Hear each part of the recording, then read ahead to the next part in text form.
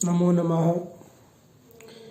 BA तृतीय वर्ष में याज्ञवल्क्य स्मृति पुस्तक आपके पाठ्यक्रम में है। याज्ञवल्क्य स्मृति जैसा कि नाम से ही विदित हो रहा है कि महर्षि याज्ञवल्क्य द्वारा रचित यह ग्रंथ है, जिसमें रचनाकार महर्षि याज्ञवल्क्य ने शुक्ल यजुर्वेद के दृष्टा और ज्ञाता थे। इस स्मृति ग्रंथ में, इस धर्म ग्रंथ में जो विषय वस्तु समाहित की गई है उसमें कुछ सूत्र है। पारस्कर ग्रह्य सूत्र, श्राद्ध, कल्प, अर्थशास्त्र, मानव ग्रह्य सूत्र, विष्णु धर्म सूत्र और 14 विद्याएं, 4 वेद और 6 वेदांग, 6 वेदांग और अर्थशास्त्र, न्याय, मीमांसा, उपनिषद और अध्यात्म और दंड नीति, इस प्रकार के बहुत सारे विषय इस धर्मशास्त्र याज्ञवल्क्य स्मृति में समाहित हैं। इस ग्रंथ में कुल 2700 श्लोक हैं और अनुष्टुप छंद में इसकी रचना की गई है। इस याज्ञवल्क्य स्मृति की जो शैली है वो कथोपकथन शैली है, जो पाणिनीय प्रयोग विधि भाषा द्वारा उसमें प्रस्तुत किया गया है, जिसमें भाषा का शैथिल्य है, सरल और सहज शैली है, बोधगम्य है, जो विचार प्रस्तुति है वो बोधगम्य है और तथ्य जो है वो प्रामाणिक है इसमें, और भाषा जो है वो प्रौढ़ता और गांधीर्य है। किंतु प्रौढ़ और गांधीर्य जो विषय है उनको सरल और सहज शैली में महर्षि याज्ञवल्क्य द्वारा प्रस्तुत किया गया है। ये जो मैं इसकी मुख्य बातें बता देता हूँ संक्षेप में, कि याज्ञवल्क्य जो स्मृति है उसके 3 अध्याय हैं। आचार अध्याय जिसमें 13 प्रकरण है, और उसका जो दूसरा अध्याय है व्यवहार अध्याय, वो हमारे पाठ्यक्रम में है। व्यवहार अध्याय में सबसे ज़्यादा 25 अध्याय अर्थात 25 प्रकरण हैं। इन 25 प्रकरणों में साधारण व्यवहार मात्रिका, असाधारण व्यवहार मात्रिका, साक्षी, उपनिधि आदि जो 25 प्रकरण है, उनमें 8वां जो प्रकरण है उसका नाम है दाय भाग। और ये केवल 8वां प्रकरण दाय भाग, इतना सा ही आपके पाठ्यक्रम में है। बिल्कुल छोटा सा एक विषय है दाय भाग, 8वां जो विषय प्रकरण है वो है। तो व्यवहार अध्याय है, तो हम ये समझना चाहिए कि हमें व्यवहार से क्या तात्पर्य, क्या अभिप्राय है। वी, अव और हार, इन 3 पदों से मिलकर के व्यवहार बना है। और व्यवहार का अर्थ क्या है? नाना संदेह हरणात् व्यवहार इति स्मृतः। नाना संदेह, अनेक प्रकार के संदेहों को हरणात् दूर करने के कारण व्यवहार इति स्मृतः, इसे व्यवहार कहा गया है। अनेक प्रकार के संदेहों को दूर करने के कारण इसे व्यवहार कहा गया है। व्यवहार से अभिप्राय है न्याय पद्धति। एक इसका संकेत न्याय विधि से है कि न्याय करने की एक प्रक्रिया है जिसका नाम व्यवहार कहा है याज्ञवल्क्य ने। और जैसे प्रजा रक्षण है, प्रजा की रक्षा करना, राजा या प्रशासन द्वारा प्रजा की रक्षा करना, ये जो पद्धति है न्याय पद्धति, वो व्यवहार अध्याय है। कि किसी भी राजा या शासन का जो कर्तव्य है प्रजा की रक्षा करना, वो व्यवहार है। न्याय की एक प्रक्रिया है जिसका नाम व्यवहार है। इसका अभिप्राय याज्ञवल्क्य ने किसी विवाद से नहीं जोड़ा है। विवाद का अर्थ उन्होंने लॉ सूट कहा है, लॉ सूट। अब इस व्यवहार के अंतर्गत व्यवहार पद, व्यवहार तस्य पदम विषय, अर्थात व्यवहार का जो पद यानी जो विषय वस्तु है वो क्या है।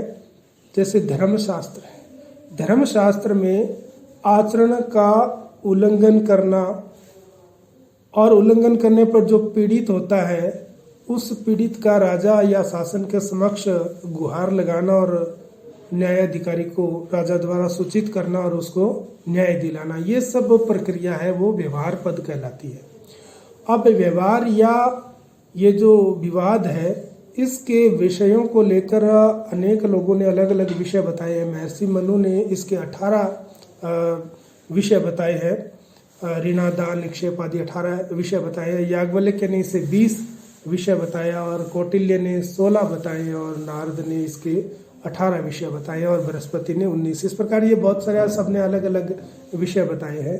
अब हम व्यवहार पद की बात करते हैं तो व्यवहार जो पद है वो चतुष्पाद है, यानी 4 प्रकार के व्यवहार पद के 4 प्रकार हैं।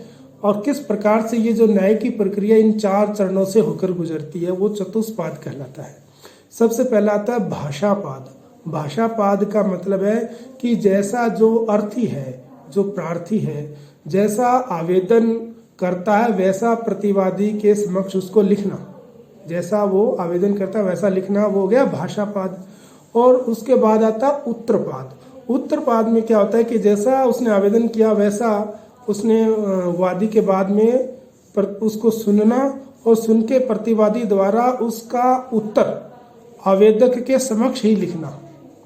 प्रतिवादी ने जैसा लिखवाया है वो प्रतिवादी को द्वारा सुनना और उसके बाद में जैसा उत्तर उसने दिया वैसा आवेदक के समक्ष लिखना, ये हो गया उत्तरपाद। और तीसरा इसका जो चरण है वो है क्रियापाद।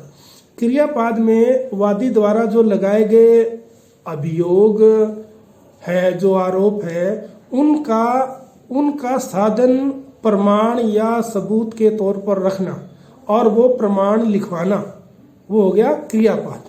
और अंतिम इसका जो पाद है वो है साध्य सिद्धि पाद, यानी वादी द्वारा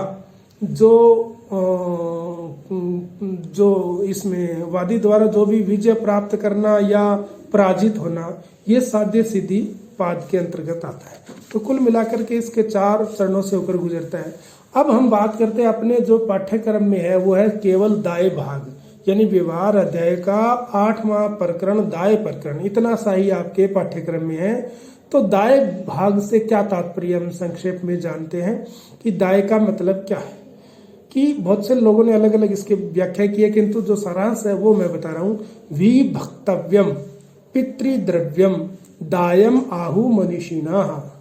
विभक्तव्यम यानी विभक्त किया जाना चाहिए, पितृद्रव्यम पिता के धन को, दायम आहु उसे दाय कहा है मनीषिणः मनीषियों ने, विद्वानों ने। अब पुत्रों के द्वारा पिता के धन का विभाजन का प्रबंध, इसके जो 3 बात हम कर सकते हैं दाय भाग के अंतर्गत। एक तो पुत्रों द्वारा पिता के धन का विभाजन का प्रबंध, और दूसरा पैतृक धन के विभाजन की प्रक्रिया, जो पूर्वजों की संपत्ति है उसको बांटने का, बंटवारे की जो प्रक्रिया है वो, और तीसरा माता पिता से प्राप्त धन, यानी कि कुल मिलाके जो पूर्वज है हमारे उनके द्वारा प्राप्त संपत्ति का बंटवारा, उनका विभाजन, वो कहलाता है दाय भाग। अब पैतृक धन का विभाजन जो है पुत्र पौत्रों आदि में होना ही दाय है, ठीक है। अब दाय और दान इन दोनों में थोड़ा सा अंतर है कि दान जो होता है वो स्वामित्व का त्याग कर देता है, अपना मालिकाना हक है उसको त्याग करके अन्य के स्वामित्व को अधिकार देना होता है। और जो दाय है वो जो मर्त व्यक्ति है वो अन्य के स्वामित्व की स्थापना करता है, किंतु अपना स्वामित्व का त्याग नहीं करता, अपना मालिकाना हक नहीं त्यागता, दूसरे को अपना मालिकाना हक दे देता है। ये दाय और दान में थोड़ा अंतर बताए गए हैं। अब जो दाय है, जो संपत्ति है पूर्वजों द्वारा प्राप्त, उसको उसके 2 प्रकार हैं, एक है अप्रतिबंध और एक है सप्रतिबंध। अप्रतिबंध जो संपत्ति दाय है वो क्या है कि हमारे पूर्वजों द्वारा वंश परंपरागत अनुसार पिता पितामह, प्रपितामह की संपत्ति पुत्र, पौत्र और परपौत्रों को में विभाजन करना, उनके स्वामित्व की स्थापना करना, वो हो गया अप्रतिबंध। और जो दूसरी बात है दाय विवाह की सप्रतिबंध वाली, वो क्या वंश परंपरा अनुसार नहीं है। उसमें क्या है, जो संतति रहित, जिनके संतान नहीं हुए, ऐसे चाचा है या जिनकी संतान ही की पुत्र की मृत्यु के बाद उसकी जो संपत्ति है वो भतीजे या उसके भाई द्वारा उसकी स्वामित्व को प्राप्त कर लेता है, बशर्ते वह जीवित ना हो, उसके जीवित होते हुए नहीं रहती है। ये इन दोनों में फर्क है। तो ये हो गया आपका दो प्रकार दाय भाग के। अब दाय भाग के जो प्रमुख विषय है वो 4 विषय आपके इस पाठ्यक्रम में है। पहला विभाजन काल, दूसरा विभाजन संपत्ति और तीसरा विभाजन की विधि। विधि क्या है, किस प्रकार से विभाजन किया जाना है दाय भाग का। और चौथा है विभाजन का अधिकारी, यानी कि विभाजन का अधिकारी कौन कौन इसके विभाजन बंटवारे के योग्य हैं, कौन कौन इसके वारिस है, कौन इसके अधिकारी है। इस प्रकार से ये दाय भाग प्रकरण आपके पाठ्यक्रम में। तो ये हुआ याज्ञवल्क्य स्मृति में दाय भाग। अब आगे हम उसका अध्ययन करेंगे।